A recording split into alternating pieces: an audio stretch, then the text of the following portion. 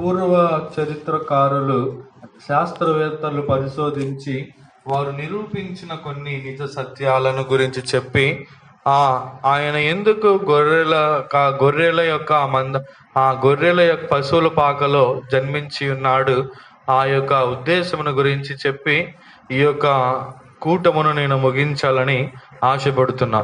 దేవుని యొక్క పరిశుద్ధమైన నామానికి మహిమ కలుగును గాక. క్రీస్తు యొక్క జననమును గురించిన ఒక ఉనికి ప్రపంచవ్యాప్తముగా ప్రశ్నార్థకరముగానే మార్చబడి ఉన్నది. దేవుని యొక్క పరిశుద్ధమైన నామానికి మహిమ కలుగును గాక. ఆయన యొక్క జనన దినమును గురించి 19వ శతాబ్దంకు చెందిన ఒక చరిత్రకారుడు బ్రానో బార్ అనే ఒక వ్యక్తి ఈ విధంగా క్రీస్తు యొక్క జననమును గురించి అతడు ఒక మాట చెప్తాడు. యేసు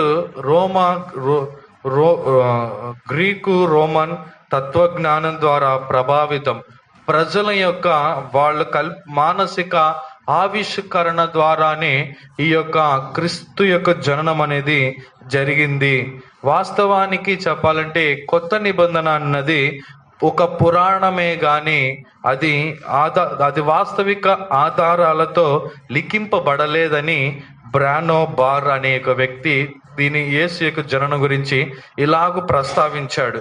అందుకు గాను ఆ యొక్క వ్యక్తి చెప్పిన ఆ ప్రశ్నకు ఆ జవాబు ఇలా ఉండటం వలన అదే ప్రాంతంలో దానికి ప్రతిగా ఈఎఫ్ హర్సన్ అనే ఒక ప్రపంచ చరిత్రకారుడు ఆయన చెప్పిన మాటల గురించి ఎత్తి ఆయన కొన్ని మాటలు చెప్పి ఉన్నాడు. ఏమని చెప్పి ఉన్నాడంటే, ఆయన కొన్ని మాటల గురించి ఏమని చెప్పి ఉన్నాడు. వాస్తవానికి ఈ యొక్క సంభవాలని మనుషుల చేత అని అతడు చెప్తున్నాడు, కానీ అది అక్షరాల నిజం కాదు, అది అబద్ధం అని ఎలాగ చెప్పి ఉన్నాడంటే, క్రీస్తు యొక్క 2వ శతాబ్దం అప్పుడే ఈ యొక్క క్రైస్తవ జన్మదినం అనేది జరుపుకున్నారు. కాబట్టి ఆయన యొక్క జన్మదినాన్ని లేదు అని చెప్పడానికి ఎంత మాత్రము వల్లపడదని ఈఎఫ్ హ్యారిసన్ అనే చరిత్రకారుడు ఆయన చెప్పిన జవాబుకు ప్రతి జవాబుగా ఈ యొక్క మాటలు అతడు పలికి ఉన్నాడు. అతడు ఇంకా ఏమని చెప్పి ఉన్నాడంటే, అతడు ఫ్లావియస్ జోసెఫ్ అనే ఒక వ్యక్తి, ఈ యొక్క ఫ్లావియస్ జోసెఫ్ ఈయన ఒక యూదా మతంలో జన్మించిన ఒక వ్యక్తి. ఈయన ఏ శతాబ్దంలో ఆ యొక్క క్రీస్తు యొక్క జననమును దినము గురించి ముఖ్యముగా అధ్యయనం చేసిన వ్యక్తి. ఈయన గలిలయ దేశంలో యూదులకు అప్పుడు ఎన్నో కష్టాలు వచ్చినప్పుడు, యూదా మతానికి ఎన్నో శోధనలు వచ్చినప్పుడు ఒక నాయకుడుగా ఉండి ఈ క్లెప్లస్ ఏ పేరు చెప్పాను, ఫ్లావియస్ జోసెఫ్ పేరేంటిది? Flavius Joseph. ఈయన రోమా సామ్రాజ్యంలో యూదుల మీదకి ఎన్నో గొడవలు వచ్చినాయి, ఎన్నో శ్రమలు వచ్చినాయి. ఎందుకంటే క్రీస్తు యొక్క జనన దినాన్ని అనేది రద్దు చేయాలి, ఆయన ఆచారములు ఆయన సాంప్రదాయాలన్నీ ఆపివేయాలని రోమా సామ్రాజ్యంలో ఉన్న చక్రవర్తులు విరోధంగా లేచినప్పుడు ఈ జోసెఫ్ అనే ఈ యొక్క వ్యక్తి నిలబడి నాయకుడుగా ఉండి పోరాడి ఆ యొక్క యూదులకు గొప్ప విజయాన్ని ప్రసాదించిన వ్యక్తే విప్లయస్ జోసెఫ్. దేవుని యొక్క పరిశుద్ధమైన నామానికి మహిమ కలుగునుగాక. ఇతడు 2 పుస్తకాలు రాసి ఉన్నాడు. ఆ 2 పుస్తకాలు మనము చదివినట్లయితే ఇది కనీసము ఒక 3వ శతాబ్దము 4వ శతాబ్దములో రాయబడిన పుస్తకాలు. ఎందుకు ఈ యొక్క పుస్తకాలను మనము చదవాలి అంటే, ఈ యొక్క పుస్తకాలలో ఆ కాలంలో జరిగిన చరిత్ర అనేది లిఖితమైంది ఈ యొక్క పుస్తకాలు. అతను రాసిన 2 పుస్తకాలు, ఒక పుస్తకమే ద జ్యూస్ వార్ అంటే యూదుల యొక్క యుద్ధాలన్న ఒక పుస్తకం రాశాడు. ఇంకొక పుస్తకం వచ్చేసి యూదుల యొక్క కామెట్రీ యాక్టివిటీస్, జ్యూస్ యొక్క యాక్టివిటీస్ అంటే తెలుగులో ఏమంటారు? కార్యాన్ని అర్థం కాల పనులు, యూదుల యొక్క పని పాటలు, వారి యొక్క నియమ నిబంధనల గురించి ఒక పుస్తకం రాశాడు. ఈ పుస్తకంలో మనము చదివి చూసినట్లయితే క్రీస్తు యొక్క జనన దినమన్నది ఎలాగో ఆవిర్భవించిందో ఈ యొక్క పుస్తకములో ఫ్లావియస్ జోసెఫ్ చక్కగా చెప్తున్నాడు. దీనిని ఆధారం చేసుకొని ఆ యొక్క ప్రశ్నకు జవాబు చెప్పి ఉన్నాడు ఈఎఫ్ హారిసన్. దేవుని యొక్క పరిశుద్ధమైన నామానికి మహిమ కలుగును గాక. యేసు యొక్క జీవన శైలి ఈ పుస్తకాలు ఏమున్నాయంటే, యేసు ఎలాగ పుట్టాడు, ఎలాగ జీవించాడు, అతని యొక్క పుట్టుక, అతడు పుట్టిన తర్వాత హేరోదు అతన్ని ఏం చేయాలనుకున్నాడు, అన్నీ లిఖిత పూర్వకంగా ఈ పుస్తకాల్లో పదిలపరిచి ఉన్నారు. కావాలంటే మీరు మీ యొక్క ఆన్లైన్, మీ ఫోన్లో నెట్లో కొట్టి చూస్తే the Jewish activities, the Jewish wars, ఈ పుస్తకాల్లో యేసు యొక్క జననమును గురించి చెప్పబడుతుంది. ఇది ఎన్నో శతాబ్దాల క్రితం రాయబడిన పురాతనమైన పుస్తకం. దేవుని యొక్క పరిశుద్ధమైన నామానికి మహిమ కలుగును గాక. ఇంకా ఆయన ఏం చెబుతున్నాడంటే, ఆయన బైబుల్ గురించి ఒక పండితుడు ఒక అధ్యయనం చేసి ఉన్నాడు. ఏమని అధ్యయనం చేసి ఉన్నాడంటే, అనేక చారిత్రకారులు, శాస్త్రవేత్తలు ఈయన యొక్క జన్మదినం గురించి పలు విధములైన విమర్శలు చేస్తున్నారు. ఆ విమర్శలకు ఎలాగైనా ఒక పులి స్టాప్ పెట్టాలని ఒక చరిత్రకారుడు బైబిల్ని బాగా అధ్యయనం చేసిన వ్యక్తి ఆయనే జాన్ రాబిన్సన్. ఇతడు విస్తృతమైన పరిశీలన వేద గ్రంథముల నుంచి ఆయన చేసి ఉన్నాడు. ఈ జాన్ రాబిన్సన్ గారు చెప్పేది ఏంటంటే, ఈయన 70 BC క్రీస్తు పూర్వం, అంటే క్రీస్తు జన్మించి మరణించిన తరువాత 70 సంవత్సరాలకి ఈ యొక్క పాత నిబంధన అంతా చక్కగా అమర్చబడింది అని ఈ యొక్క జాన్ రాబిన్సన్ చెప్తున్నాడు. దేవుని యొక్క పరిశుద్ధమైన నామానికి మహిమ కలుగును గాక. మత్తయి ఒక మంచి సుంక గుత్తదారుడని, లూకా సువార్త అతడు ఒక వైద్యుడు, ప్రసిద్ధిగాంచిన వైద్యుడని, మార్కు పరిస్థితులన్నిటినీ మంచిగా అవగాహన చేసుకోగలిగిన ఒక వ్యక్తిని, యోహాను దేవునికి ప్రియమైన శిష్యుడని ఈ యొక్క జాన్ రాబిన్సన్ చెప్తున్నాడు. అంత మాత్రం కాదు, ఈయన క్రీస్తు యొక్క జన్మదినాన్ని గురించి ఇంకొక వాక్యాన్ని ఎత్తి చూపించి ఇలాగ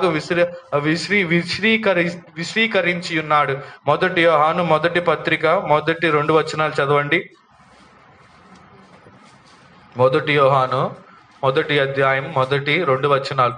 మేము దేనినైతే చూసామో, దేనినైతే తాకామో, దేనినైతే మేము విన్నామో దాన్నే మేము మీకు బోధిస్తున్నామని చెప్తున్నా. చదవండి. జీవవాక్యము గుర్చినది ఆది నుండి ఏది ఉన్నదో, ఏమి వింటిమో. క్రీస్తు యొక్క జన్మదినం ఏదో పండగ చేసుకున్నట్టు, ఏదో కొత్త బట్టలు వేసుకున్నట్టు, ఏదో వంటలు చేసుకున్నట్టు, ఏదో బహుమతులు ఇచ్చినట్టు స్టార్ పెట్టుకొని, క్రిస్మస్ ట్రీని పెట్టుకుని మేము ఆరాధించలేదని ఈ యొక్క వాక్యములో వారు తేట తెలివిగా చెబుతున్నారు. చదవండి. ఏది నిదానించి కనిగొంటిమో, మా చేతులు దేన్ని తాకినవో అది మీకు తెలియజేస్తున్నా. చూడండి, యేసు యొక్క శిష్యులు ఎక్కడనో క్రిస్మస్ చేసుకోండి, క్రీస్తు యొక్క జనన దినాన్ని ఆచరించడని ఎక్కడా వాళ్ళు చెప్పలేదు. ఎందుకంటే యేసు వాళ్ళకి చెప్పలేదు కాబట్టి వాళ్ళు నేర్చుకోలా. కాబట్టి ప్రియమైన వాళ్ళరా, ఇప్పుడు క్రిస్మస్ అనేది కొత్త బట్టలు, తర్వాత స్టార్ పెట్టుకునేది, క్రిస్మస్ చెట్టు పెట్టుకునేది అది మానవుల పద్ధతులే తప్ప దేవుడి యొక్క నియమము కాదని మరి ఒకసారి ఈ యొక్క ఉదయకాలమందు ఈ జాన్ రాబిన్సన్ గారు చెప్పిన మాటలే మరి ఒకసారి మీ ముందుంచుచున్న. దేవుని యొక్క పరిశుద్ధమైన నామానికి మహిమ కలుగును గాక. యెషయా 60వ అధ్యాయము 3వ వచనం మనం చదివినట్లయితే చదవండి. యెషయా 63. జనములు నీ వెలుగునకు వచ్చుదురు, రాజులు ఎక్కడికి వస్తారంట? ఉదయ కాంతికి వస్తారు. రాజులు ఉదయ కాంతికి రావడం ఏంటి? రాజులు అంతఃపురములో ఉంటారు, అంతఃపురాన్ని విడిచిపెట్టి ఈ ఉదయ కాంతికి రావడం ఏంటి? ఇంగ్లీష్లో ఏముంది ఉదయ కాంతి అంటే? బ్రైట్నెస్. దేవుని యొక్క పరిశుద్ధమైన నామానికి మహిమ కలుగును గాక.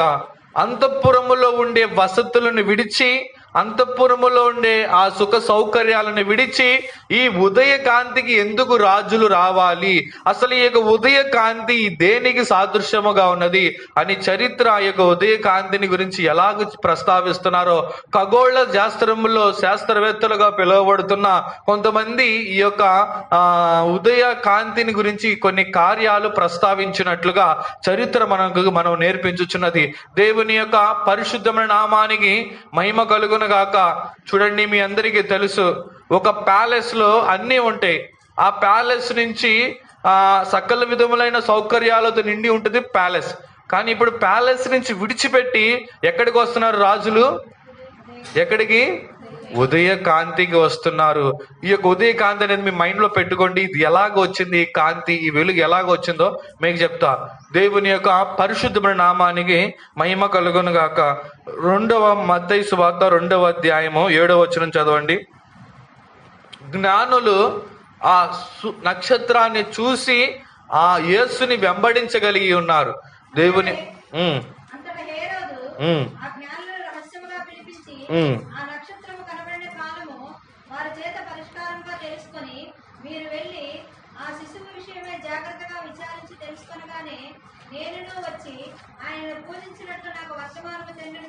నక్షత్రం గురించి లేదా నక్షత్రాన్ని చూసి ఆ వచనం చదవండి.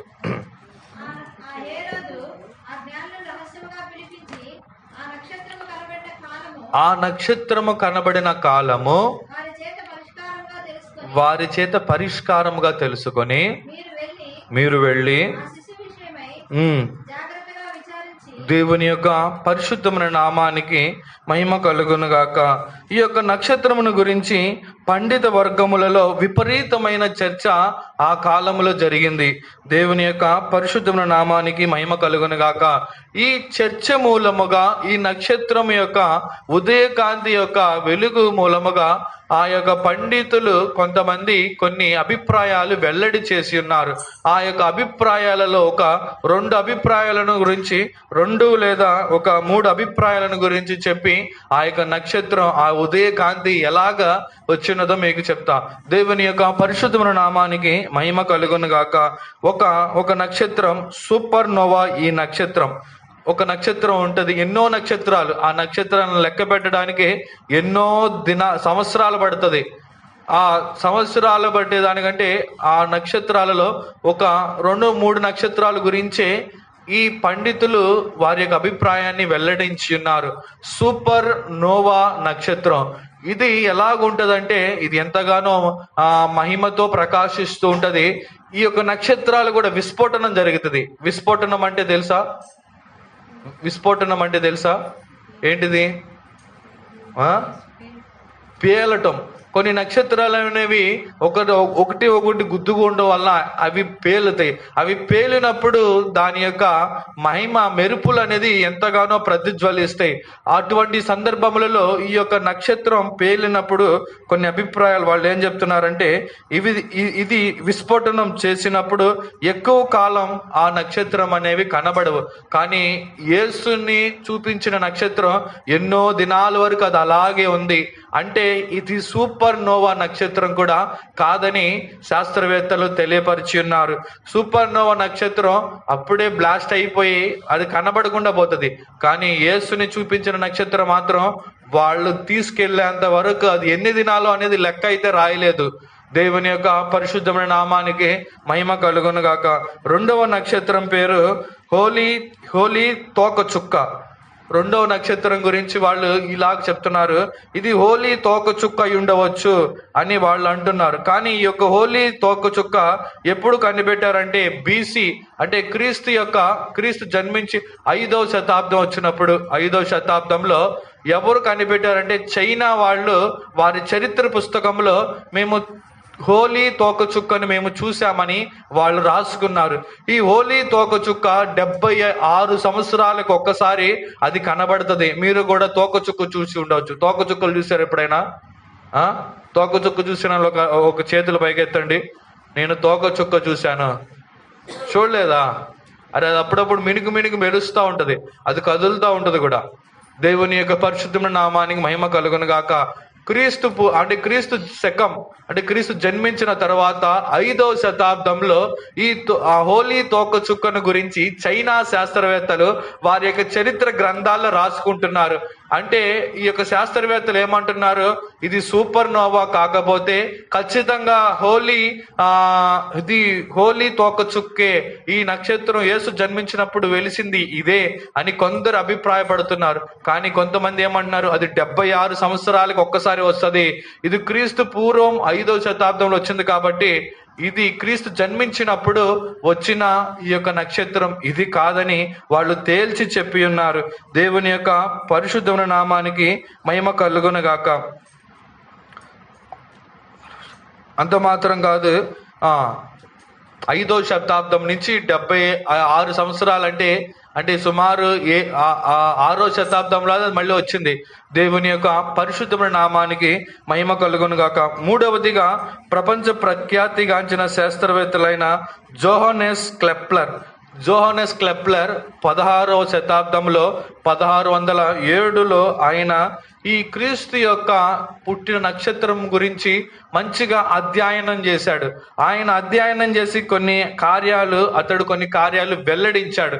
అసలు ఆ రోజు ఏం జరిగింది, ఆ క్రీస్తు జన్మించినప్పుడు ఆ నక్షత్రం ఎలాగో వెలుగు ఆ ఉదయము వేకూచుక్క, అదేమన్నారు యెషయాలో మనం ఏమని చదివాము, ఉదయం యొక్క రాజులు ఎక్కడికి వచ్చారు, ఉదయ కాంతి వద్దకు వచ్చారు కదా. ఆ రాజు యేసు పుట్టినప్పుడు అక్కడ ఒక కాంతి వచ్చింది. ఆ కాంతి ఎలాగ వచ్చిందని ఈ జోహనెస్ క్లెప్లర్ 1607వ సంవత్సరంలో అతడు దీని గురించి అధ్యయనం చేసినప్పుడు అతను కొన్ని చెప్పాడు. 3 గ్రహాలు ఒక్కసారిగా విస్ఫోటనం జరిగినప్పుడు అక్కడ మహా వెలుగు అనేది ప్రకాశింపబడిందని చెప్తున్నాడు.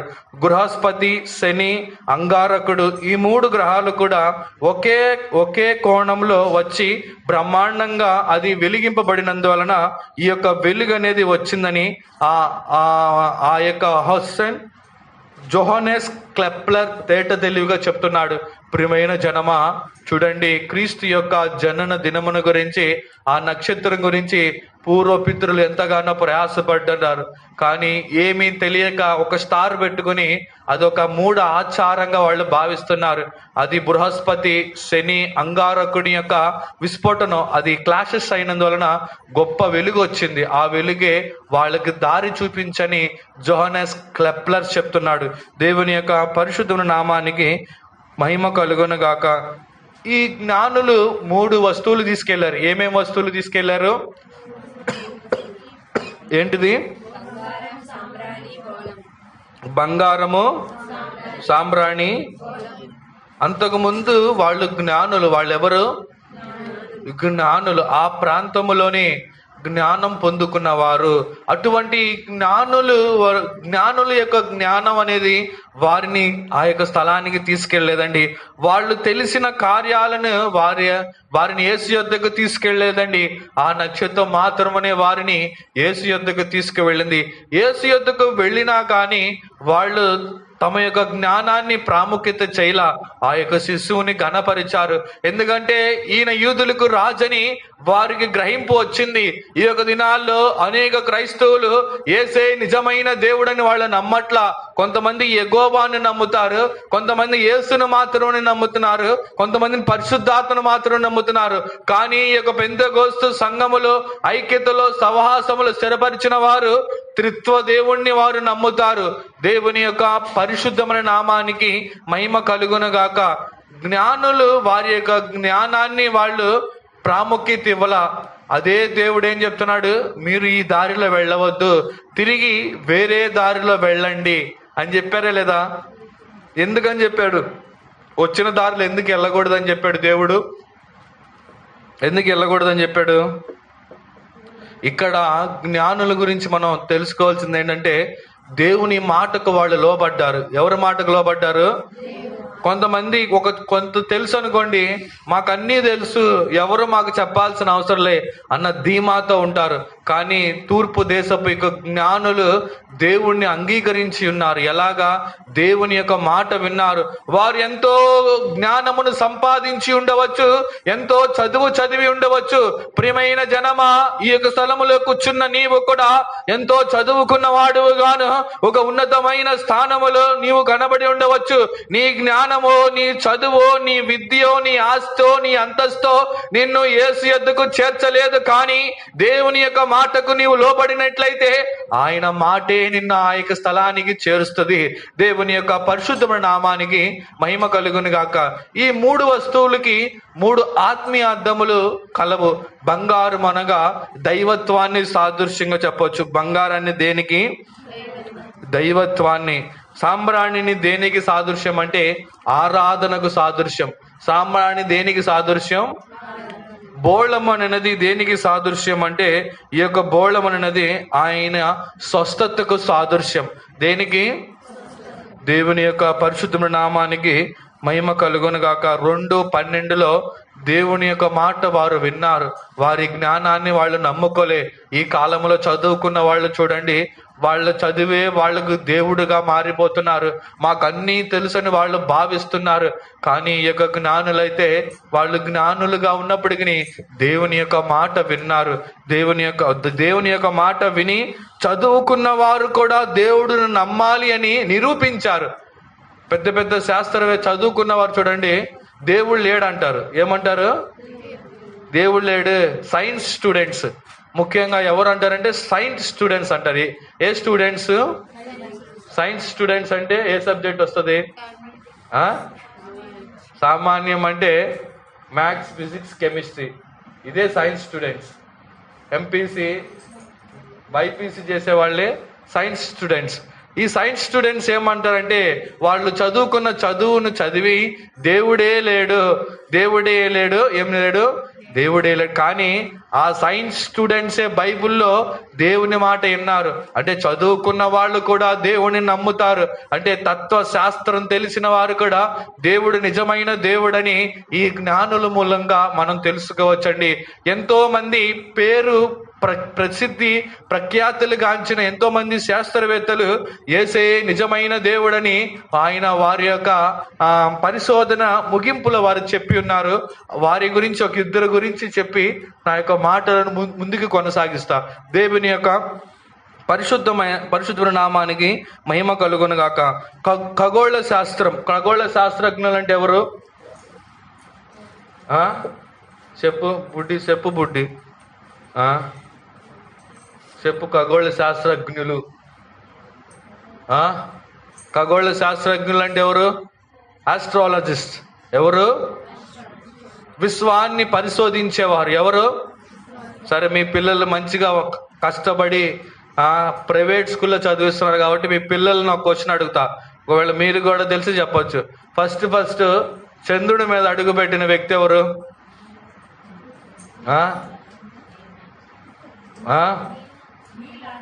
ఎవరు? నీల్ ఆంగ్స్ట్రామ్. ఈ నీల్ ఆంగ్స్ట్రామ్ అతని గురించి ఎందుకు ఈ యొక్క దినం చెప్తున్నానంటే ఈ యొక్క చెప్పిన తర్వాత మీకే అర్థమవుతుంది. దేవుని యొక్క పరిశుద్ధమైన నామానికి మహిమ కలుగును గాక. ఈ నీల్ ఆంగ్స్ట్రామ్ అనే యొక్క శాస్త్రవేత్తడు 1969 జూలై 20వ తారీఖున అపోలో 11 అనే రాకెట్ లో ఆ చంద్రుడి పైకి వెళ్ళడానికి ఇతనితో పాటు ఒక 4 వ్యక్తులు ఇతనితో పాటు ఉన్నారు. ఆ 4 వ్యక్తుల్లో ఒక వ్యక్తి నీల్ ఆర్మ్స్ట్రాంగ్, ఎడ్వర్డ్ అల్స్ట్రైన్, తర్వాత మైకిల్ నిక్లోస్. ఈ 3 వ్యక్తులు క్రైస్తవులే. వీరు అమెరికా దేశానికి చెందినవారు. దేవుని యొక్క పరిశుద్ధమైన నామానికి మహిమ కలుగును గాక. ఈ నీల్ ఆర్మ్స్ట్రాంగ్ ఏం చెప్తున్నాడంటే, మీరు దేవుని దృష్టికి ఆయన వెళ్ళేటప్పుడు, ఇప్పుడు మనం ఒక బస్సులో వెళ్తున్నాం అనుకోండి, ఒక ప్రాంతం నుంచి ఇంకో ప్రాంతానికి వెళ్తున్నాం అనుకోండి, అక్కడ ఉన్న ప్రదేశం అంతా మనం ఏం చేయొచ్చు? సులువుగా చూడవచ్చు. అదే ఈ నీల్ ఆర్మ్స్ట్రాంగ్ ఎక్కడికి వెళ్ళాడు? చంద్రుడి మీదకి వెళ్ళాడు. చంద్రుడి మీదకి వెళ్ళినప్పుడు ఈ విశ్వంలో ఉండే సృష్టి అంతా కనబడిందా లేదా అతనికి? సృష్టి యొక్క గొప్పతనాన్ని చూసి, సృష్టి యొక్క మహిమను చూసి, సృష్టి యొక్క రూపకల్పనను చూసి అతడు ఎంతగానో ఆశ్చర్యపడ్డాడు. అమ్మో, ఇలాగ ఉందా, ఇలా విశ్వం ఉందా, ఇలా ఉందంటే ఇలాంటి సృష్టించిన దేవుడు ఇంకెంత గొప్పగా ఉంటాడో, అటువంటి యొక్క జన్మదినం ఎంత మహిమగా జరిగి ఉంటుందో, ఆయన యొద్దకు వెళ్తే ఎంత మహిమకరంగా ఆయన కనబడతాడో అని అతడు ఆ యొక్క చంద్రుడి పైకి వెళ్ళినప్పుడు 121వ కీర్తన చదివాడండి. ఎందుకు ఈ యొక్క 121వ కీర్తన అతడు చదివాడంటే 6 సార్లు యెహోవా నిన్ను కాపాడునని ఆ యొక్క 121వ కీర్తనలో చెప్పబడుతుంది. దేవుని యొక్క పరిశుద్ధమైన నామానికి మహిమ కలుగును గాక. నీ ల్యాంప్ స్ట్రామ్ ఆ చంద్రుడి పైకి వెళ్ళి ఇంతగా 121వ కీర్తన జ్ఞాపకం చేసుకునడానికి కారణం ఏంటంటే సృష్టిలో ఉండే ఆ యొక్క మహిమను, సృష్టి యొక్క విధానాన్ని, సృష్టింపబడిన విధానాన్ని చూసి అతడు ఎంతగానో ఆశ్చర్యపడ్డాడు. కాబట్టి అతడు ఏం చేశాడంటే తిరిగి వచ్చేటప్పుడు అక్కడ మైక్రో బైబుల్ను పెట్టేసి వచ్చాడు. ఏం పెట్టి వచ్చాడు? దేవుని యొక్క పరిశుద్ధమైన నామానికి మహిమ కలుగును గాక. వచ్చిన వెంటనే అతను చేసిన పని ఏంటి చెప్పండి? వచ్చిన వెంటనే అతను చేసిన పని ఏంటిదో తెలుసా? హల్లెలూయా.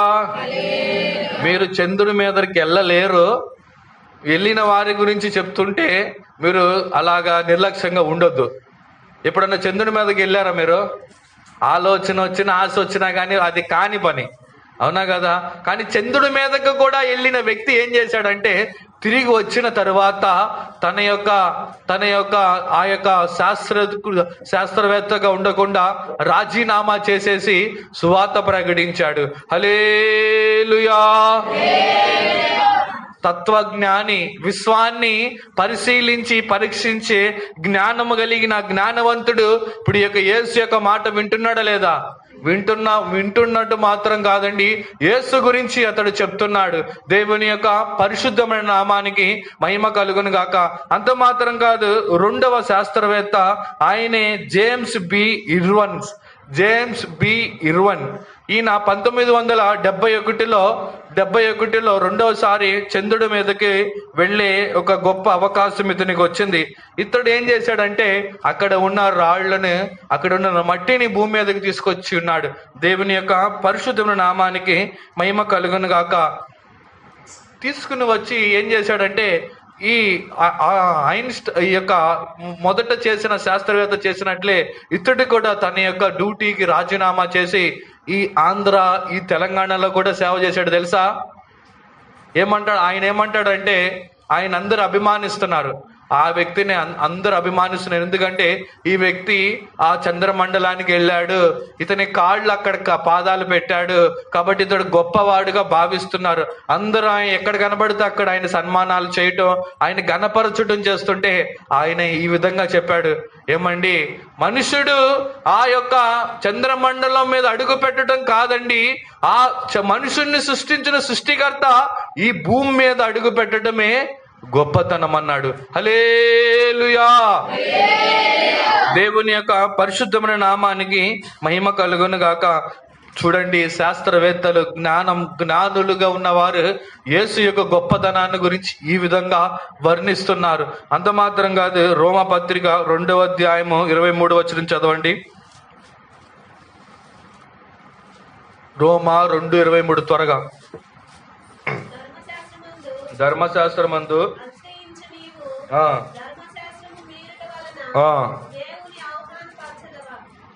2:23 అదేనా? చదవండి ఇంకా.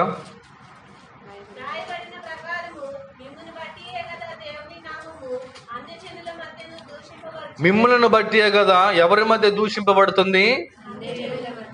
ఎవరి నామము? క్రిస్టమస్ అనే పేరుతో తాగుతున్నారండి. క్రిస్టమస్ అనే పేరుతో పేకాట ఆడతారు. క్రిస్టమస్ అనే పేరుతో అప్పులు చేస్తారు. క్రిస్టమస్ అనే పేరుతో ఎన్నెన్నో అక్రమాలు చేస్తారు. దేవుని యొక్క పరిశుద్ధమైన నామానికి మహిమ కలుగును గాక. నీవు ఆచరిస్తున్న క్రిస్టమస్ ద్వారా దేవుని నామం మహిమపరచబడుతుందా, దేవుని నామం అవమానపరచబడుతుందా? ఒక మనిషి చూడండి, ఒక మనిషి నీళ్ళల్లో చిక్కుకున్నాడు అనుకోండి, ఆ వ్యక్తిని మనం రక్షించాలి. అదే ఒక మనిషి ఆపదలో ఉన్నాడు అనుకోండి, ఆ వ్యక్తిని మనం రక్షించాలి. అంత మాత్రం కాదు, ఒక వ్యక్తికి మంటలో పడిపోతున్నాడు అనుకోండి, ఆ వ్యక్తికి ఒక రక్షణ కావాలి. అదే విధంగా మనిషి యొక్క పాపము నుంచి, పాప ఊబి నుంచి రక్షించాలంటే దేవుడైన యేసు యొక్క భూమికి రావాలి. ఎందుకంటే యేసు అనగా అర్థం ఏంటిది? యేసు అనగా అర్థం ఏంటిది? యేసు అనే ఒక వ్యక్తి నీకు పుడతాడు. దేవుని యొక్క పరిశుద్ధమైన నామానికి మహిమ కలుగును గాక. ప్రియమైన వారులారా, నీళ్ళల్లో నీళ్ళలో పడిన వ్యక్తిని కాపాడాలంటే అది అతని ప్రాణాన్ని మాత్రమే కాపాడుతుంది. మంటల్లో ఉండే వ్యక్తిని కాపాడడానికి, రక్షించడానికి అతని ప్రాణమును మాత్రమే కాపాడగలుగుతున్నారు. ప్రమాదం నుంచి తప్పించాలంటే అతడు ప్రమాదాన బారిన పడకుండా ఉండడానికే కాపాడబడుతున్నారు. కానీ మనిషిని యొక్క ఆత్మ కాపాడబడాలి అంటే, రక్షించాలి అంటే, ఒక మనిషిని యొక్క పాప భారమును మోసుకుని గొర్రె పిల్లగా యేసు యొక్క భూమికి రావాలి. అందుకని యెషయా 9వ అధ్యాయంలో 6వ వచనములు ఈ విధంగా చెప్పబడుతుంది. చదవండి. ఏలయనగా మనకు శిశువు పుట్టెను, మనకు కుమారుడు అనుగ్రహింపబడెను, ఆయన భుజము మీద రాజ్యభారం ఉండెను.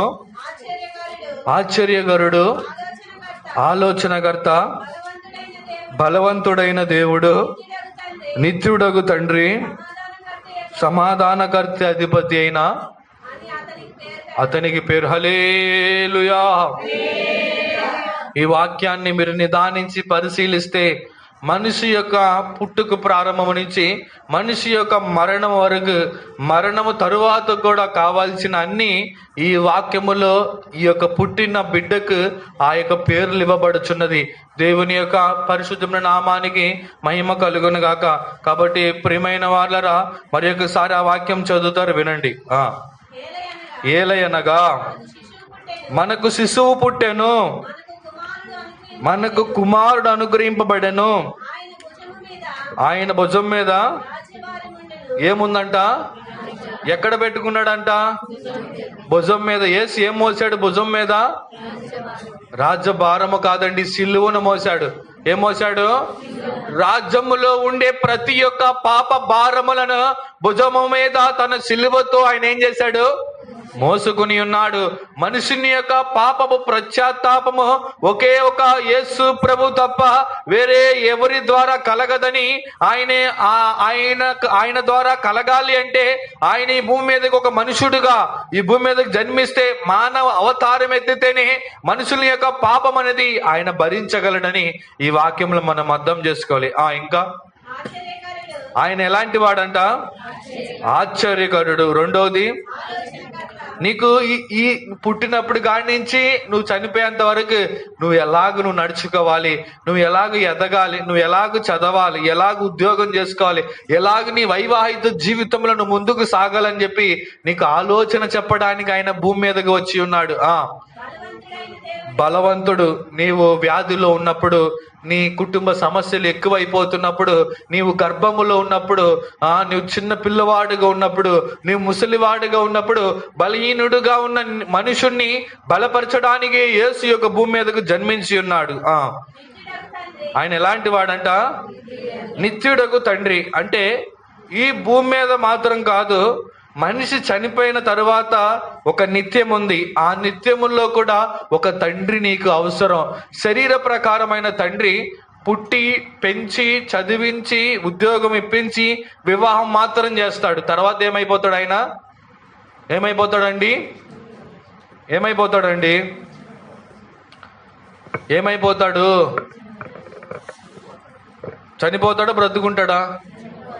ఎంత మంచిగా నువ్వు తండ్రిని చూసుకున్నా, నువ్వు ఏమీ రాకుండా పూల్లో పెట్టి మీ నాన్న మీద ప్రేమతో నువ్వు చూసుకున్నా కానీ ఒక టైం వచ్చినప్పుడు దేవుడు ఏం చేస్తాడు? నీ దగ్గర నుంచి మీ తండ్రిని ఏం చేస్తాడు? తీసుకుంటాడు. అది సృష్టి ధర్మం.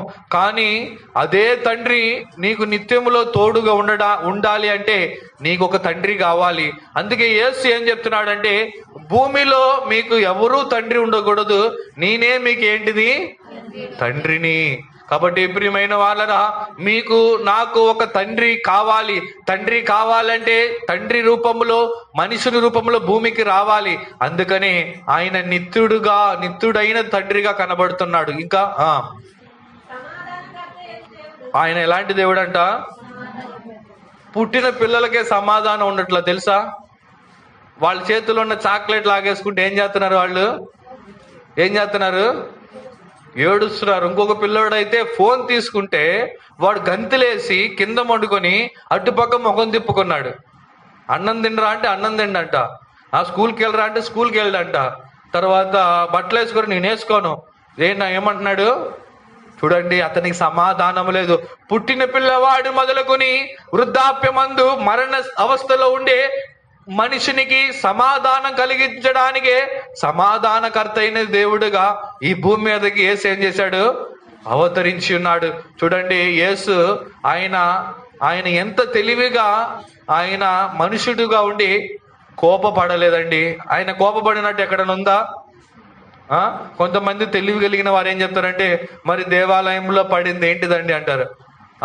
ఒక కోపానికి ఒక లిమిట్. మనది ముక్కు మీద ఉంటుంది. మన కోపం ఎక్కడ ఉంటుంది? పిలవకుండానే వస్తుంది, తరమకుండానే పోతుందా? తరమకుండానే పోతుంది. డబ్బు మనల్ని తరమకుండానే అదే పోతుంది మన దగ్గర నుంచి. దేవుని యొక్క పరిశుద్ధమైన నామానికి మహిమ కలుగును గాక. నువ్వు పుట్టినప్పటి కాడి నుంచి చనిపోయేంత వరకు నీ కుటుంబంలో, నీ జీవితంలో సమాధానాన్ని కలిగించడానికి యేసు యొక్క భూమిలో జన్మించి ఉన్నాడు. కానీ తల్లిదండ్రులు మనకు సమాధానం ఇవ్వరు. మన భార్య, మన భర్త మనకు సమాధానాన్ని ఇవ్వరు. పిల్లలు మనకు సమాధానాన్ని ఇవ్వరు. నువ్వు ఎన్ని డబ్బులు పెట్టి నీకు సమాధానం దొరికిద్దా? చెప్పండి, సమాధానం దొరికిద్దా? ఎంతో మంది కుబేర్లు ఉన్నారండి, డబ్బున్న వాళ్ళను చూడండి, నెమ్మది ఉండదు, సమాధానం ఉండదు. ప్రియమైన వాళ్ళరా, అటువంటి యొక్క జనులకు సమాధానాన్ని అనుగ్రహించడానికి యేసు బెత్లెహేములో ఒక దేవుడుగా జన్మించి ఉన్నాడు. దేవుని యొక్క పరిశుద్ధమైన నామానికి మహిమ కలుగును గాక. ఇంకా సమాధానకర్త అయిన దేవుడు, దేవుని యొక్క పరిశుద్ధమైన నామానికి మహిమ కలుగును గాక. ఈ పేర్లతో ఉన్న దేవుడు ఆయన దావీదుకు ఒక గొర్రెల కాపరిగా భావిస్తున్నాడు. ఎలా భావిస్తున్నాడు? ఇప్పుడు యేసు ఎందుకు గొర్రెల పశువుల పాకలో జన్మించాడో నాకు దేవుడిచ్చిన కొన్ని ప్రకటనలు చెప్పి నా యొక్క మాటలు నేను ముగిస్తా.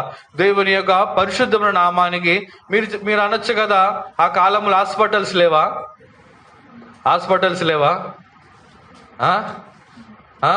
సరే, హాస్పిటల్ లేకపోయినా ఇల్లు అయితే ఉంటుందిగా. సరే, ఇంట్లో అన్న జన్మించాలిగా. మీ పిల్లల్లో మీరు ఇప్పుడు కొంతమంది అయితే హైదరాబాద్లో ఉన్న వాళ్ళు అయితే అక్కడ మంచి పిల్లల హాస్పిటల్, స్పెషలిస్ట్ పిల్లల హాస్పిటల్ ఉంటుంది. ఏంటిది? పిల్లలకే స్పెషలిస్ట్. కానీ యేసు పుట్టేటప్పుడు ఏ స్పెషలిస్ట్ హాస్పిటల్ లేదండి. ఎందుకు లేదో ఒక కారణం ఉంది. ఒకవేళ చిన్న గుడిసె అయినా ఉండవచ్చు. మరియా తండ్రికి, యేసు తండ్రికి, మరియాకి చిన్న ఇల్లు అయినా ఉండొచ్చు. కానీ ఆ ఇంట్లో కూడా జన్మించాల. ఎందుకని? ఇప్పుడు ఆలోచించారా? దేవునికి స్థలం లేక ఒక ముఖ్యమైన కారణం ఉందండి. దేవుని యొక్క పరిశుద్ధమైన నామానికి మహిమ కలుగును గాక. భక్తుడైన దావీదు తన యొక్క కీర్తనలో ఈ విధంగా చెప్తాడు, యెహోవా నా కాపరి, నాకేం కలగదు. 23:1 చదవండి. దేవుణ్ణి ఎలాగ భావించాడు దావీదు? ఎలాగా? కాపరి ఎక్కువ ఎక్కడ ఉంటాడు? ఎక్కడ? హల్లెలూయా. ఒక వ్యక్తిని ఎల్లప్పుడూ కాపాడే ఒక కాపరి గొర్రెల దొడ్డులోనే ఉంటాడు. బంగ్లాలో ఉండడండి. బంగ్లాలో ఉంటాడా? గొర్రెలు కాసుకున్నాడు ఎక్కడ ఉంటాడండి? ఎక్కడ ఉంటాడు? గొర్రెల దొడ్డులో కనబడతాడు. అందువలననే లోక పాపము మోసుకున్న గొర్రె పిల్లగా యేసు ఈ యొక్క భూమి మీదకి వచ్చి ఉన్నాడు. దేవుని యొక్క పరిశుద్ధమైన నామానికి మహిమ కలుగును గాక. గొర్రె గొర్రె మాత్రమే గొర్రెల కాపరి యొక్క మాట వింటుంది. అవునా కదా? అవునా కదండి? మీరు మీ ఇంటి పక్కన వాళ్ళ మాట వింటారా, మీ ఇంట్లో వాళ్ళ మాట వింటారా? ఇప్పుడు ఇంట్లో వాళ్ళ మాట వింటం కూడా కష్టం అయిపోతుంది. నువ్వేంటి నాకు చెప్పేది? ప్రియమైన వాళ్ళరా, గొర్రె గొర్రె గొర్రె కాపరి మాట వింటది కాబట్టి ఆయన పశువుల పాకలో జన్మించాడు. దేవుని యొక్క పరిశుద్ధమైన నామానికి మహిమ కలుగును గాక. ఆయన దృష్టిలో మనమందరమును గొర్రెలుగానే కలబడుచున్నాం. దేవుని యొక్క పరిశుద్ధమైన నామానికి మహిమ కలుగును గాక. యేసును గురించిన ప్రకటన దావీదుకు ఉన్నది కాబట్టి దావీదేమంటున్నాడు? యెహోవా నా కాపరి, నాకు ఏం కలగదు. లేమి అంటే ఏంటిదండి? లేమి అంటే ఏంటిది? ఏమి తక్కువ కాదు. ఎవరు ఉంటే ఏమి తక్కువ కాదు? గొర్రెల కాపరి ఉంటే అని చెప్పాలి. ఎవరు ఉంటే? ఆ గొర్రెల కాపరి ఎక్కడ పుట్టాడు? నీకు ఏ లేమి కలగకుండా ఉండటానికే యేసు గొర్రెల కాపరిలో పుట్టాడు, ఆ గొర్రెల పాకలో పుట్టాడు. ఆయనకు ఇల్లు లేక కాదండి, ఆయనకు అంతఃపురాన్ని, రాజసింహాసనాన్ని విడిచిపెట్టి ఆ వాసన కొట్టే, దుర్వాసన వీచే ఆ పశువుల పాకలో వచ్చి ఉన్నాడు. ఎందుకంటే మన జీవితం కూడా దుర్వాసనే, మనము కూడా దరిద్రములోనే పడి ఉన్నాం. పెంట వాసన మన జీవితం. మన జీవితంలోనికి వస్తే ఎన్నో అక్రమాలు, ఎన్నో అన్యాయాలు, ఎన్నో మోసాలు. అటువంటి యొక్క మోసకరమైన స్థలములోని ఆ యొక్క ఏమీ తక్కువ కాకుండా ఉండటానికి ఆ కాపరిగా యేసు పశువుల పాకలో జన్మించి ఉన్నాడు. ఆ ప్రకటన దావీదుకుంది. దేవుని యొక్క పరిశుద్ధమైన నామానికి మహిమ కలుగును గాక. యెషయా 26:13 చదవండి. మా దేవా నీవే గాక వేరు ప్రభు మమ్మను నేలిరి.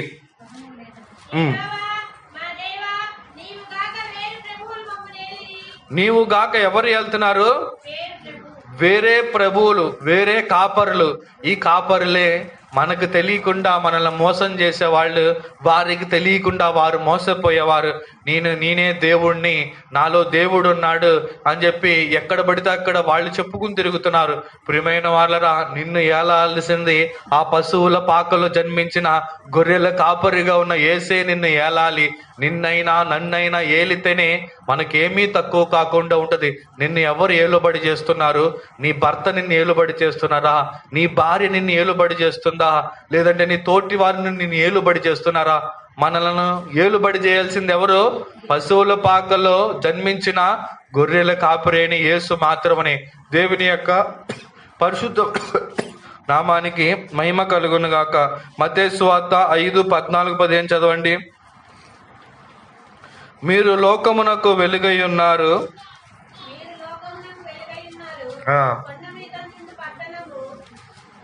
మరుగై ఉండనేరదు. మనుషులు కొంచెము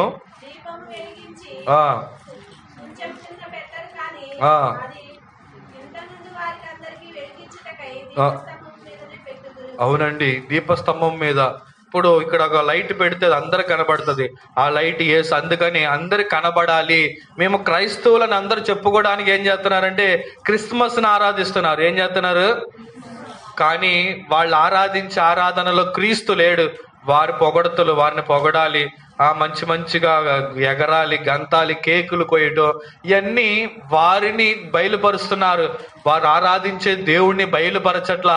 ఆ వెలుగుని లోకంలో జ్యోతుల వలె వెలిగించే దేవుణ్ణి వారు వెలిగింపబడనివ్వట్లా. దేవుని యొక్క పరిశుద్ధమైన నామానికి మహిమ కలుగును గాక. ఆ గొర్రెల కాపరి మనకు ఎలాగో గొర్రెల తోట, ఆ పశువుల పాకలో జన్మించిన యేసు మనకు ఏ విధంగా సహాయం చేస్తున్నాడో సత్యవేదములో 5 కార్యములు చెప్పబడుతుంది. మొదటిగా ఆయన మనలను మేపడానికి, గొర్రెలను రొమ్మును ఎత్తుకొని మనకు పాలివ్వడానికి ఆయన పశువుల పాకలో ఒక పశువుల పాకలో జన్మించాడు.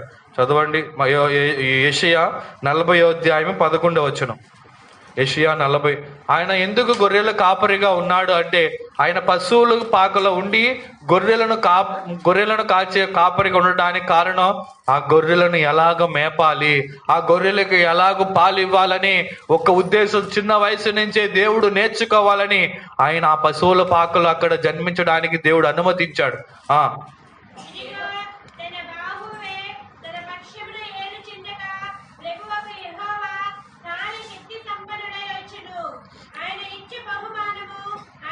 40:11. యెహోవా, నీవు నీ వాత్సల్యముతో గొర్రెల కాపరి వలె ఆయన తన మందను మేపును.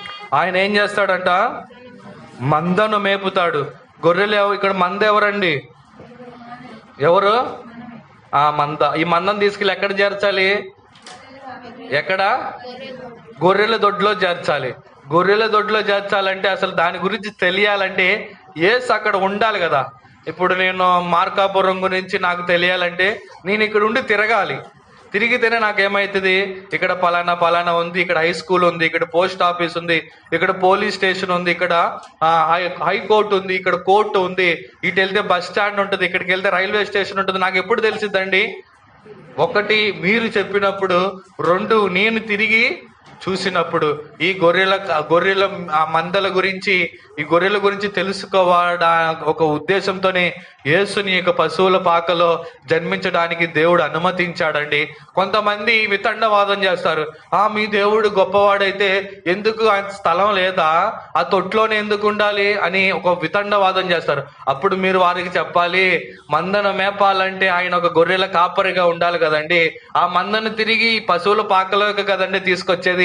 అందుకేనండి ఆయన ఎక్కడ జన్మించాడు? పశువుల పాకలో జన్మించాడని ఒక మాట చెప్పారు అనుకోండి, నోటి మీద ఏలేసుకొని గమ్మున వెళ్ళిపోతారు. దేవుని యొక్క పరిశుద్ధమైన నామానికి మహిమ కలుగును గాక. అంత మాత్రం కాదు, మేపడానికి మాత్రం కాదు, ఇంకేం చేయడానికో చూడండి. తన బాహువుతో గొర్రె పిల్లలను కూర్చి ఆ రొమ్మున ఆని ఎక్కడ ఆనించుకుంటాడంట? ఎక్కడ? ఎవరిని? మందను, ఆ గొర్రె పిల్లలన్నీ ఎక్కడ వస్తాయి? పశువుల పాకలోనే ఉంటాయి. ఈ మురికితో, వాసనతో ఈ ప్రపంచమంతా ఒక గొర్రెల దొడ్డి వలె కనబడుతుంది. ఎందుకంటే దుర్వాసన వస్తుంది, కంపు కొడుతుంది, ఎన్నో చెడ్డ కార్యాలు ఈ ప్రపంచంలో ఉంటాయి. అయినప్పటికీ అదే దుర్వాసనలో దేవుడు నిన్ను ఎత్తుకొని నీ రొమ్మును ఆనుకుంటున్నాడండి. ఆనుకోవడానికే ఆయన ఒక పశువుల పాకలో ఒక కాపరిగా ఆయన జన్మించాడు. ఇంకా పాలిచ్చు వాటిని అమ్మో, ఇంకా ఏమిస్తున్నాడంట? ఎవరిస్తున్నారు మీకు పాలు? ఎవరిస్తున్నారండి? తల్లి పాలు పడుతున్నాయి ఒంటికి. తల్లి పాలు ఒంటికి పడితే ఎంతో ఆరోగ్యంగా ఉంటారు. ఈ పాలు అనగా దేవుని యొక్క వాక్యం. ప్రియమైన వాళ్ళారా, అనేకులు యొక్క పాలు తాగలేక తాగిన పాలను ఏం చేస్తున్నారు? కొంతమంది పిల్లలు కక్కుతారు. మీరు కూడా కక్కుతున్నారు. ప్రియమైన వాళ్ళారా, కక్కద్దండి, దాన్ని మింగాలి. అది మీ శరీరంలో ప్రతి అవయములో వెళ్ళాలి. అందుకని ఆయన ఒక కాపరిగా ఆ పశువుల పాకలో జన్మించి ఉన్నాడు. అంత మాత్రం కాదు, రెండవది, ఆయన గొర్రెల కాపరిగా మనకెందుకు ఉన్నాడంటే తన మందను సమకూర్చడానికి. దేనికి? ఇర్మియా 31:10 చదవండి త్వరగా. మంద అంతా ఎక్కడొచ్చి చేరుతుందండి? పశువులన్నీ ఎక్కడొచ్చి చేరుతాయండి? పశువుల పాకలోనే జారుతాయి. పశువుల దొడ్లోనే పశువులు ఉండాలి. మీరు ఈ బెడ్రూమ్లో తీసుకొస్తారా ఏంది మీరు? చెప్పండి. ఎంతగా మీరు పెంచినా కానీ మీ ఇంట్లోకి తీసుకొచ్చి పెట్టుకుంటారా? ఈ యొక్క మంద ఉండేది పశువుల పాకలోనే. ఆ మందను సమకూర్చేది ఆ పశువుల పాకలోనే. కాబట్టి ప్రియమైన వాళ్ళ ఆ పశువుల పాకలోనే మందను సమకూర్చాలి. కాబట్టి ప్రభువైన యేసు ఆ పశువుల పాకలో జన్మించి ఉన్నాడు. 31:10 త్వరగా. జనులారా, మార్కాపురములో వాసం చేస్తున్న విశ్వాసులారా, దేవుని యొక్క మాట వినండి. ధైర్యమైన దీపములోనికి ఆ వారికి ఉమ్ ప్రకటింపుడి. ఉమ్ ఇశ్రాయేలును చెదరగొట్టినవాడు ఉమ్ సమకూర్చి గొర్రెల కాపరి తన మందను కాపాడునట్లు గొర్రెల కాపరి తన మందలను కాపాడునట్లు తెలియజేయుడి. దేవుని యొక్క పరిశుద్ధమైన నామానికి మహిమ కలుగును గాక. సమకూరుస్తున్నాడు. చెదరగొట్టిన వాడు వానిని సమకూర్చి. దేవుని యొక్క పరిశుద్ధమైన నామానికి మహిమ కలుగును గాక. సాయంత్రం అయితే గొర్రెలన్నీ ఎక్కడికి రావాలండి? గొర్రెల గొడ్డకే రావాలి. అక్కడికి వస్తేనే వాటికి నీళ్లు దొరుకుతుంది, మేత దొరుకుతుంది. అక్కడ ఉండి మంచి బాగోగులు చూసుకుంటాడు కాపరి. మన కాపరి ఎవరండి? యేసు. కాబట్టి అందువలన మనల్ని సమకూర్చడానికే యేసు ఆ గొర్రెల దొడ్డిలో పశువుల పాకలో జన్మించి ఉన్నాడు. మూడవదిగా ఆయన ఎందుకు పశువుల పాకలో జన్మించి ఉన్నాడంటే లూకా సువార్త 15వ అధ్యాయం 5వ వచనం చూడండి. అది దొరికినప్పుడు సంతోషముతో దానిని తన భుజముల మీద వేసుకొని ఇంటికి వచ్చును. అది దొరికినప్పుడు సంతోషముతో ఎక్కడ వేసుకుంటాడంట? ఎవరు వేసుకునేది భుజం మీద? ఎవరు? నా తల్లి నాకు 13 సంవత్సరాలు వచ్చినప్పుడు కూడా నన్ను ఎత్తుకుంది, కానీ ఇప్పుడు ఎత్తుకుంటుందా? చెప్పండి. అప్పుడు కూడా 13 నాకు వయసు వచ్చినప్పుడు కూడా నన్ను ఎత్తుకుంది. అప్పుడు కష్టంతోనే ఎత్తుకుంది. ఎందుకు? ప్రేమ. కానీ ఇప్పుడు అదే ప్రేమతో నన్ను ఎత్తుకోగలదా? కానీ యేసు మనల్ని ఏం చేస్తున్నాడు అండి? ఏం చేస్తున్నాడు? ఎక్కడ? మీ చిన్న వయసు మీ తాతలో, తర్వాత మీ జేజి తాతలో మనల్ని మెడల మీద ఎక్కించుకొని నడిపించి ఉండవచ్చు. ఎవరైనా అలా నడిపించారా? నన్ను మా తాత మెడల మీద ఎక్కించుకున్నాడు. మిమ్మల్ని ఎక్కించుకున్నాడా? కానీ ఇప్పుడు ఎక్కించుకుంటాడా? కానీ యేసు మనల్ని ఎక్కడ మోసుకుంటూ వెళ్తున్నాడు? భుజం మీద మోసుకొని ఎక్కడికి తీసుకెళ్తున్నాడు? చదవండి. ఎక్కడికి వచ్చాడు? ఆ గొర్రె ఇల్లు ఏది? ఆ పశువుల దొడ్డే. గొర్రెని ఎక్కడ పెడతాడు? ఇంట్లో పెడతాడా? పశువుల పాకలో పెడతాడా? ఆ యొక్క భూమి మీద ఈ ఇల్లు అనగా ఆ పశువుల పాకే. కానీ దేవుడు యొక్క ఇల్లు ఎక్కడ ఉన్నాడు? పరలోక రాజ్యములో. ఆయన ఈ పశువుల పాకలో జన్మించి చెదిరిపోయిన నిన్ను తన భుజాల మీద ఎక్కించుకొని తన నిత్య ఇల్లు అనే పరలోక రాజ్యానికి తీసుకు వెళ్ళటానికే ఆయన పశువుల పాకలో జన్మించి ఉన్నాడండి. నువ్వు ఆయన దొరికినప్పుడు ఎంత కష్టమైనా, ఎంత భారైనా, ఎంత బరువైనా నిన్ను మోసుకొని ఆ మోక్షానికి తీసుకువెళ్తాడు. అంత మాత్రం కాదు, ఆయన పశువుల పాకలు ఎందుకు జన్మించి ఉన్నాడంటే 4వది యోహాను సువార్త 13వ కాపరి తన మందను పేరు పెట్టి పిలుస్తాడు. 13 యోహాను సువార్త 13. అతని ద్వారపాలకుడు తలుపు తీయును. గొర్రెలు ఏం చేస్తాయి? దేని తలుపు తీసినప్పుడు? గొర్రెలు ఉండే తలుపు ఉంటది కదా, గొర్రెలు తలుపు తీసినప్పుడు ఆ గొర్రెలు ఎవరి స్వరం ఏంటి? ఆ కాపరి అంటే ఎవరో తెలుసా? ప్రభువైన యేసు. ప్రియమైన వాళ్ళరా, ఈ యొక్క ద్వారం అంటే ప్రభువైన రాకడ. ఈ ద్వారం అంటే ఏంటిది? ఈ మందలో ఉండే పశువుల పాక నుంచి, ఈ భూమి నుంచి మనము ఆయన స్వరాన్ని వినాలి. ఆయన స్వరం ఎవరైతే ఎవరు వింటారు? ఈ మందలో ఉండాలి. ఈ పాకలో ఉన్నవారు మాత్రమే ఆ కాపరి యొక్క స్వరం వింటారు. అదే వేరే పాకలో ఉంటే వింటారా? ఎందుకంటే వీళ్ళ కాపరి మారిపోయాడు, ఇతడు యజమానుడు మారిపోయాడు. కాబట్టి నువ్వు ఈ మందకు చెందిన దానివగా, ఈ మందలో ఉండే వాడవగా, ఈ పాకలో నువ్వు కనబడాలి. దేవుని యొక్క పరిశుద్ధమైన నామానికి మహిమ కలుగును గాక. ఏ పాకలో కాపరి నీకు తోడుగా నిన్ను నడిపిస్తాడో ఆ కాపరి స్వరం ఒకానొక దినం వస్తుంది. అది మహిమ కలిగిన ప్రధాన దూత శబ్దముతోనో, కడబూర ధ్వనితోనో, మధ్యాకాశములో వేవేల దూతలతో వచ్చినప్పుడు ఆ శబ్దాన్ని నువ్వు వింటావు. వినిన వెంటనే ఈ గొర్రె ఏం చేస్తుంది? కాపరి యొద్దకు వెళుతుంది. దేవుని యొక్క పరిశుద్ధమైన నామానికి మహిమ కలుగును గాక. నీవు ఆయన యొద్దకు రావడానికే ఆయన పశువుల పాకలో జన్మించి ఉన్నాడు. 5వదిగా ఆయన ఎందుకు పశువుల పాకలో జన్మించి ఉన్నాడంటే ఆయన మేకలను గొర్రెలను వేరు చేయడానికి.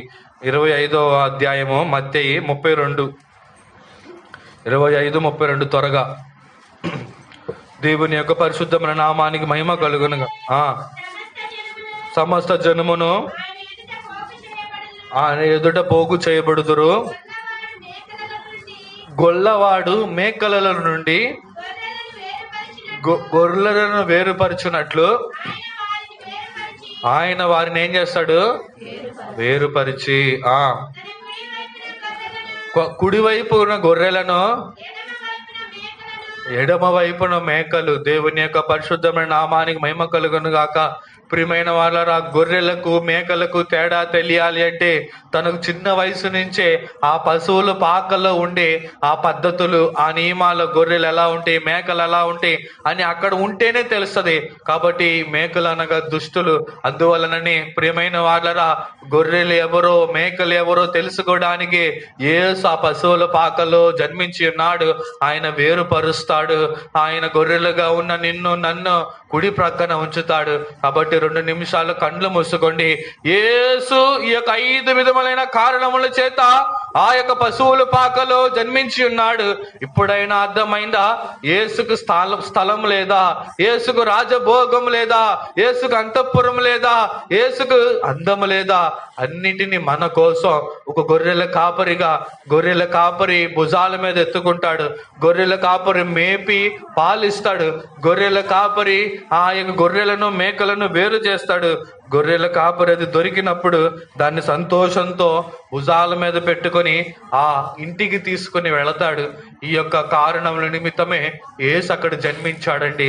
ఇక్కడి నుంచైనా ఒక తీర్మానం తీసుకో. యేసయ్యా, నీ యొక్క జన్మము మూలముగా నాకు మేత దొరుకుతుంది, నాకు పాలిచ్చి నన్ను పెంచుతున్నావు అయ్యా, నన్ను నీ భుజముల మీద ఎక్కించుకుంటున్నావు, నన్ను మేకల నుండి వేరుపరిచి గొర్రెల గుంపులో నన్ను ఉంచుతున్నావు దేవా. అయ్యా, నన్ను నీ ఇంటికి తీసుకువెళ్ళడానికి నువ్వు ఒక కాపరిగా నాకు ఉన్నావు. ఆ దావీదుకున్న ప్రకటన ఈ ఉదయ కాలమందు నీకు నాకు ఉంటేనే మనము మన యొక్క నిత్య ఇల్లుగా ఉండే దేవుని యొక్క రాజ్యానికి వెళ్ళగలం. ఎందుకంటే పశువుల పాకలు వేస్తున్నాడు, ఈ భూమి విడిచిన తర్వాత నిత్యములు వేస్తున్నాడు. ఆ పశువుల పాకలో ఉండే గొర్రెలు మనమైతే ఆయన యొద్ద నిత్యములో ఉండే గొర్రెలు మనముగా కనబడాలి అంటే దేవా, నీ జనన దినాన్ని పలు విధాలుగా గడిచిన దినాల్లో ఆచరించి ఉన్నాను, దయతో నన్ను క్షమించండి దేవా. ఇక నుంచైనా శ్రద్ధా భక్తులతో నీకు భయపడతాను దేవా, నీకు వినయ విధేయతలు చూపిస్తాను దేవా అని అడగండి. వెలిగించే దీపాన్ని మూల కాదు పెట్టాలి, దీప స్తంభం మీద ఉంచాలి. ఏదో మనుషుల యొక్క ఆచారములు ఆ పేరు చెప్పుకొని మన వారి యొక్క పేరు పొగడుతల కొరకు చేయకూడదు. క్రీస్తు లేని క్రిస్మస్ అది వ్యర్థమైన క్రిస్మస్ నువ్వు ఆరాధించుట కంటే ఉపయోగపడే క్రీస్తు యొక్క జననాన్ని ఆరాధించడానికి ఒక తీర్మానం తీసుకో. దేవుడు మనందరికీ సహాయం చేయను గాక. ఆమేన్. యేసయ్యా స్తోత్రం, స్తోత్రం. యేసువే స్తోత్రం, స్తోత్రం, స్తోత్రం, స్తోత్రం. యేసయ్యా, గడిచిన దినాల్లో ఎంతో మంది ఐన్స్టైన్ ఏ విధంగా అయితే అయ్యా ఆ యొక్క చంద్రుడి మీదకి వెళ్ళి సువార్త చెప్పి యేసే నిజ దేవుడని ఒప్పుకున్నాడు, అదే విధంగా ఒప్పుకోవడానికి సహాయం చేయడు దేవా. స్తోత్రం, స్తోత్రం, స్తోత్రం, స్తోత్రం, స్తోత్రం, స్తోత్రం, స్తోత్రం. దావీదు పురమైన బెత్లెహేం పట్టణమందు అవతరించిన దేవుడవు, దావీదు పురమైన బెత్లెహేం పట్టణమందు అవతరించిన దేవుడవు, శక్తి ప్రభావంతో శాంతి సమాధానంతో జన్మించిన యందున, శక్తి ప్రభావంతో శాంతి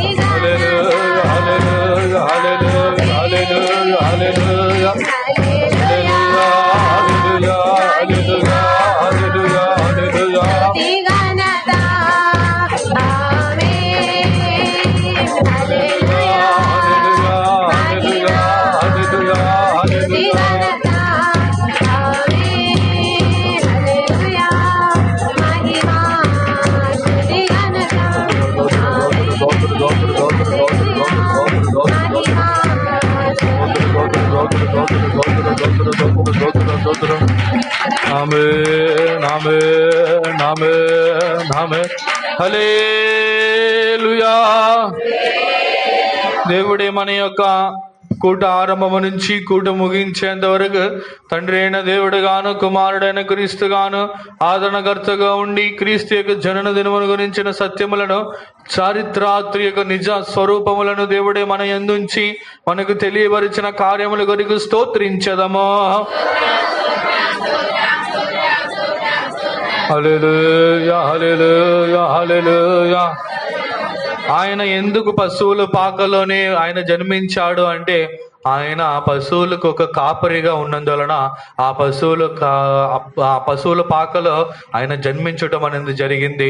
ఆయన పశువుల పాకలో ఉండేనే ఆ పశువుని ఎలాగ కాపాడాలి, దానికి ఎలాగ మేత పెట్టాలి, దాన్ని ఎలాగ నడిపించాలి, దాన్ని ఎలాగ ఎత్తుకోవాలి, దాన్ని ఎలాగ వేరుపరచాలని ఈ పశువుల కాపరికి పశువులు ఆ దొడ్డుల్లో ఉంటేనే ఆ పశువుల పాకల్లో ఉంటేనే అనుభవంగా చిన్న వయసు నుంచే రావాలని దేవుడు ఆ యొక్క తన కుమారుడు గ్రహించాలని మనిషినిగా అతడు ఆలోచించాలని ఆ పశువుల పాకలో జన్మించడం జరిగింది. ఆ యొక్క సత్యాలను దేవుడు ఈ యొక్క ఉదయం మనకు బయలుపరిచి మన మనోనేత్రాలను వెలిగించి ఉన్నాడు కాబట్టి స్తోత్రించదము. చదురా ఈ వారములో జరిగే కూటములన్నిటినీ దేవుడే భారవించి నడిపించినట్లుగా స్తోత్రించదము. ఈ సంవత్సరం యొక్క చివరి కూటమును, ఈ సంవత్సరం యొక్క వచ్చే సంవత్సరం యొక్క నూతన కూటమును దేవుడు ఆశీర్వదించి ప్రభు సంస్కారమును ఆశీర్వదించినట్లుగా స్తోత్రించదము.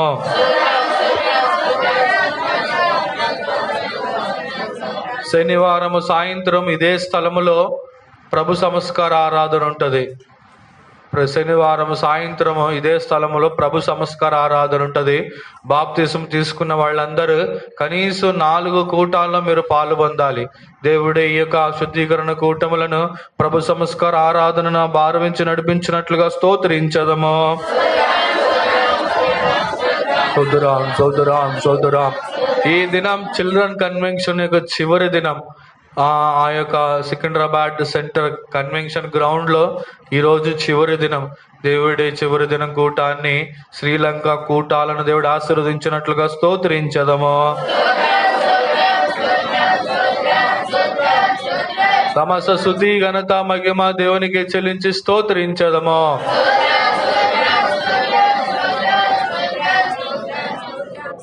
పరిశుద్ధుడు అయిన దేవాని యొక్క పరిశుద్ధమైన నామముకు స్తోత్రం. ఆశీర్వదింపబడిన ఈ యొక్క ఉదయకాల క్రీస్తు యొక్క జనన దినము కొరకు స్తోత్రం స్వామి. ఈ దినమే యేసు జన్మించాడని ఏ చరిత్ర ఎక్కడ చెప్పట్లేదు, కానీ యేసు యొక్క జన్మం అనేది నిజం, దానిలో అబద్ధం లేదని ఎంతగానో శాస్త్రవేత్తలు ఎంతో మంది పండితులు దాన్ని నొక్కి చెప్పి ఉన్నారు. దేవా, వారి గురించి మేము విన్నాం.